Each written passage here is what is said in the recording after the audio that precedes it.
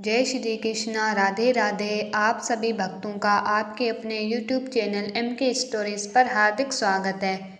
इस वीडियो में आज हम वैशाख मास महात्म्य के अध्याय 3 के पाठ का श्रवण करेंगे। इसके पहले प्रथम 2 दिन की कथा की वीडियोस मैंने मेरे चैनल पर बना रखे हैं, जिन्हें आप मेरे चैनल पर जाकर देख सकते हो, कथा को श्रवण कर सकते हैं। आइए अब देखते हैं वैशाख मास महात्म्य के तीसरे दिन की कथा। मैं आपको तीसरे दिन की कथा बताऊं उससे पहले मैं आपको भगवान विष्णु के एक और प्रिय मंत्र को बता रही हूँ। इस मंत्र का जप करने से सभी प्रकार के पापों से मुक्ति मिलती है और सभी प्रकार के रोग दूर हो जाते हैं। तो आइए देखें मंत्र। ओम नमो नारायणाय। ये अष्ट अक्षर नारायण मंत्र है। ये परम पावन मंत्र जिसके कानों में पड़ जाता है वह समस्त पापों से छूट जाता है। श्रीमद् भागवत पुराण के 6ठे स्कंद में ओम नमो भगवते वासुदेवाय और ओम नमो नारायणाय ये दोनों मंत्र नारायण कवच में आए हैं।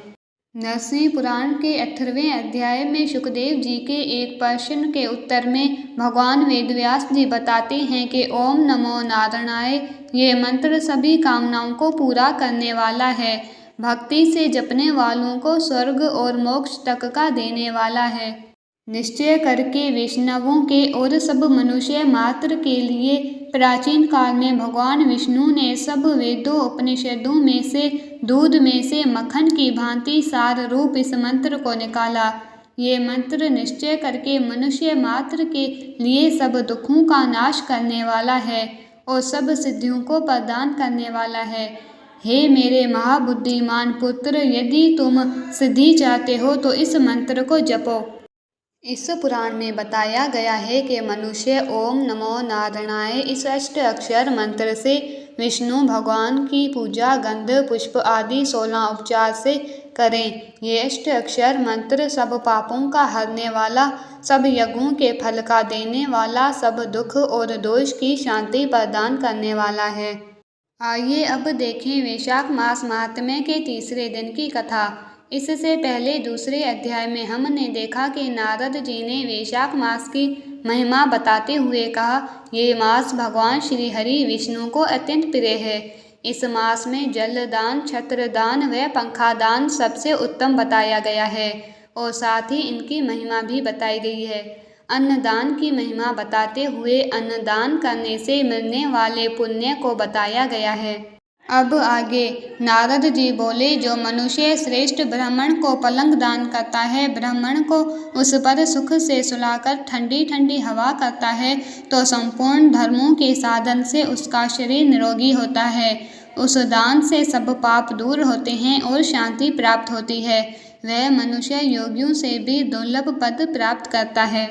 जो मनुष्य वैशाख में धूप के थके हुए ब्राह्मण को सुंदर शवनाशक पलंग दान करता है, वह मनुष्य, हे राजन, संसार के इस जन्म मरण और वृद्ध अवस्था के कष्टों को नहीं भोगता है। इस पलंग पर ब्राह्मण के शयन करने से जीवन भर के जाने अनजाने किए हुए पाप नष्ट हो जाते हैं। हे राजेंद्र, जैसे अग्नि के स्पर्श से कपूर जल जाता है, वैसे ही पलंग देने वाला मनुष्य निश्चय ही ब्रह्म पद पाता है। जो मनुष्य वैशाख मास में शय्या दान करे, वह इस जन्म में सब सुखों को भोगता है। उसके कुल की वृद्धि होती है, कोई रोग नहीं होता, उसे बड़ी आयु, निरोगता, यश और धैर्य मिलता है। इस धर्मात्मा के कुल में 100 पीढ़ी तक कोई अधर्मी नहीं होता है। इस मास में दान आदि करने का अपार फल मिलता है। वैशाख के धर्मों को इस तरह करने वाला धर्मात्मा पुरुष सब भोगों को भोग कर अपना शरीर त्यागता है। जो वेद पाठी ब्राह्मण को तकिया दान देता है, उसके सभी पाप नष्ट हो जाते हैं और अंत में ब्रह्म पद प्राप्त होता है। बिना इसके दिए मनुष्य सुखपूर्वक नहीं सो पाता है और इसके दान करने से सबका आश्चर्यदाता बनकर पृथ्वी का राज्य भोगता है। हे राजन, वह मनुष्य 7 जन्मों तक सदा सुखी, भोगी, धर्मपरायण, विजयी होता है, फिर अपने 7 कुल समेत संसार से मुक्त हो जाता है। जो मनुष्य चटाई अथवा किसी प्रकार का आसन देता है जिस पर शेषशायी विष्णु भगवान स्वयं विराजते हैं, उससे जल में पड़ी हुई ऊन नहीं भीगती, वैसे ही संसारी जीव संसार के बंधन को नहीं प्राप्त होता है। चटाई का दान देने वाला पुरुष आसन और शैया पर आरूढ़ हो सब तरह सुखी रहता है। जो शयन करने के लिए चटाई और कंबल दान देता है वह मुक्त हो जाता है, इसमें संदेह नहीं है। निद्रा से परिश्रम से उत्पन्न थकान दूर हो जाती है, वही निद्रा चटाई पर सुख पूर्वक आती है। हे राजन, जो वैशाख में कंबल का दान करता है वह अकाल मृत्यु से छूटकर 100 वर्ष तक जीवित रहता है। धूप से व्याकुल ब्राह्मण को जो मनुष्य पतला वस्त्र देता है उसकी पूर्ण आयु होती है और परलोक में परम गति मिलती है। कपूर भीतर की गर्मी को दूर करता है, अतः कपूर का दान ब्राह्मण को दे तो मोक्ष मिलता है और दुख का नाश होता है। जो ब्राह्मण को फूल और कुमकुम दान करता है वह राजा बन के सब प्राणी उसकी आज्ञा में रहते हैं। पुत्र तथा पौत्रों से युक्त होकर वह सब भोगों को भोग कर अंत में मोक्ष को पाता है। जो चंदन का दान करता है वह तीनों पापों से दूर हो मोक्ष को प्राप्त करता है। जो वैशाख में गौरोचन और कस्तूरी का दान करता है वह तीनों तापों से छूटकर मोक्ष के पद को प्राप्त करता है। जो मेष की संक्रांति में तांबूल और कपूर दान करता है वह पृथ्वी में सारे सुख भोग कर निर्माण पद को प्राप्त करता है। जो मनुष्य सेमती और जूही का दान करता है वह सार्वभौम राजा होकर अंत में मोक्ष पद पाता है। जो वैशाख में केतकी और मल्लिका का दान करता है वह माधव भगवान की आज्ञा से मोक्ष पद पाता है। जो मनुष्य ब्राह्मण को सुपारी और अन्य सुगंधित द्रव्यों का दान देता है, हे राजन, जो नारियल दान करता है उसके पुण्य के फल चित्त लगाकर सुनो। वह 7 जन्म तक ब्राह्मण के घर जन्म लेता है और धनवान तथा वेद पाठी होता है, फिर वह 7 कुल समेत विष्णु लोक को जाता है। हे राजन, जो प्राणी विश्राम मंडप बनाकर ब्राह्मण को देता है उसके पुण्य के फल कहने को मेरी सामर्थ्य नहीं है। जो मनुष्य छाया मंडप बनवाकर भीतर बालू बिछाकर उसमें प्याऊ लगा देता है वह स्वर्गलोक का स्वामी होता है। जो मनुष्य मार्ग में बाग कुआं झोंपड़ी बनवाता है वह बड़ा धर्मात्मा है, उसके पुत्रों से और क्या। जो मनुष्य कुआं तालाब मंडप और प्याऊ लगवाता है तथा सद्धर्म का करना यही उसका पुत्र है।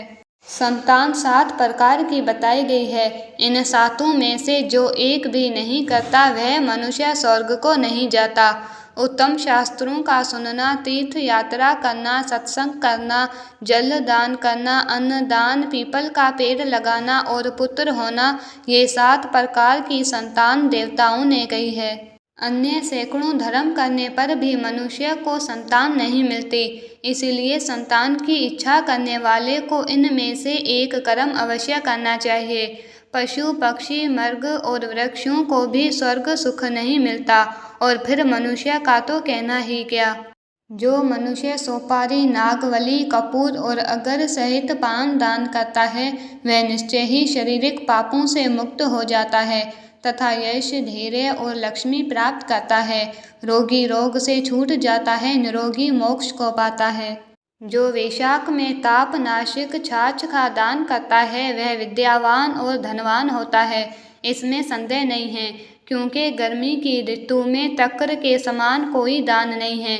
इसीलिए मार्ग के कारण थके हुए ब्राह्मण को छाछ का दान करें। जो मनुष्य नींबू का रस और नमक डालकर अरुचि नाशक छाछ का दान करता है वह मोक्ष को पाता है।